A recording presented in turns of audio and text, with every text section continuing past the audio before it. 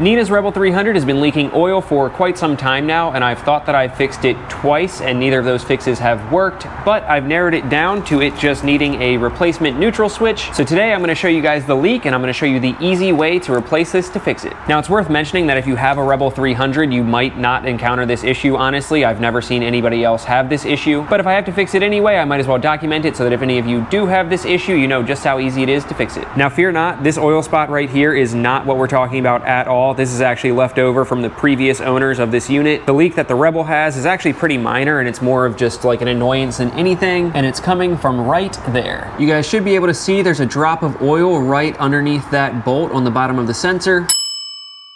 And then all underneath it is nice and shiny with oil. And this is after only maybe a couple of rides since the last time I thought I fixed it. And hopefully you can see how it's running down and it kind of pulls up right on the edge there.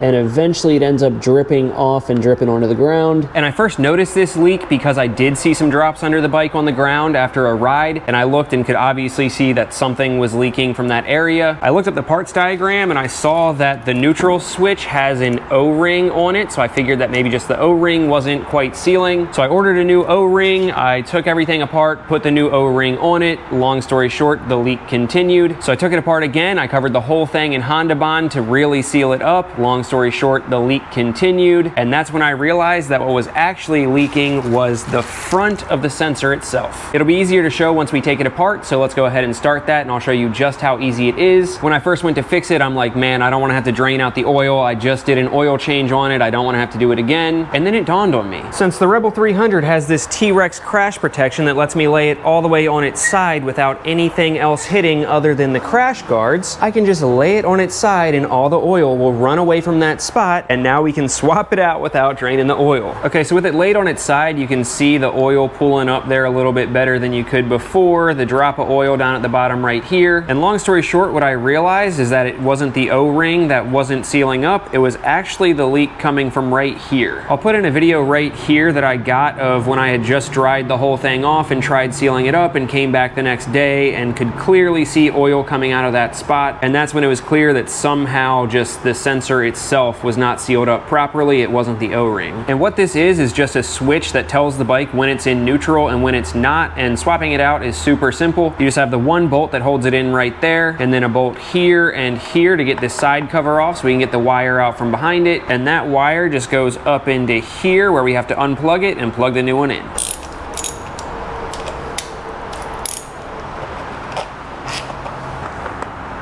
Okay, get that out of the way.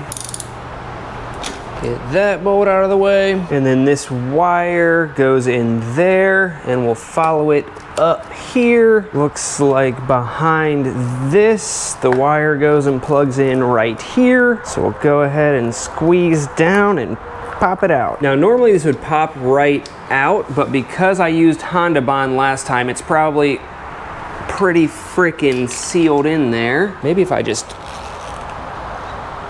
Oh, there we go. Okay, so this is the neutral switch that we just took out. As you can see, it's covered in oil and it was leaking from right there. Even if I go ahead and wipe all the oil from around it and off the front of it, everything gets nice and clean, but you can still see the oil color in there, or at least hopefully you can. So somehow the oil was coming through and then pushing out of right there and wasn't sealed up properly. This is the new one, so it should look all nice and clean and not let any oil seep through whatever like clear sealant is in there. So let's throw this in the reverse order and fingers crossed that it works. Okay, so we cleaned up all the oil around there, cleaned up as much Hondabond from the inside as we could, and now we're just gonna slide the new switch in there. I did take a little bit of oil and rub it on the O-ring so it slides in real nice and good like, and you can see that it has this kind of like bar there with a short end and a long end. The long end should fit into the slot facing down. It'll make sense when you see it yourself. Okay, so it's lined up in the slot, and then we'll twist it so it lines up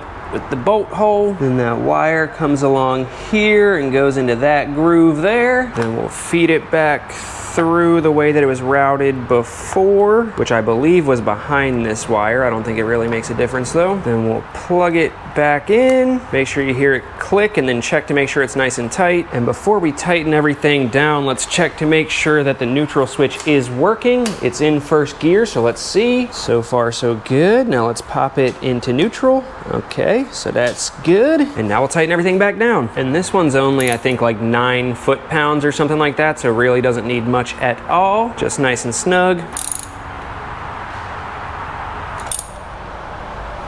And then we'll stand her up and take her for a test ride and make sure that the leak is gone. Okay, after about a 30 or 40 minute test ride and then letting her sit for 24 hours, I'm happy to report she is bone dry, not a drop of oil to be seen anywhere. So it looks like third time's the charm. It was not the O-ring either of the first 2 times. It was clearly the sensor itself. So now if you find this leak on your own Rebel 300, you know exactly where to look and exactly how easy it is to fix. But like I said, chances are pretty slim to none that you'll have this issue if you do have a Rebel 300, because I've never seen anybody else with it. Also, I'm pretty sure that the first gen Rebel 300 from 2017 to 2019 has a totally different neutral switch, so this probably won't apply to that. But if you have a 2020 and up, it should. Anyway, that's gonna do it for this quick fix. Shout out to the Patreon members for making all of this possible. I could not be doing it without you guys. I'll catch you all in the next one. Love you guys. Peace.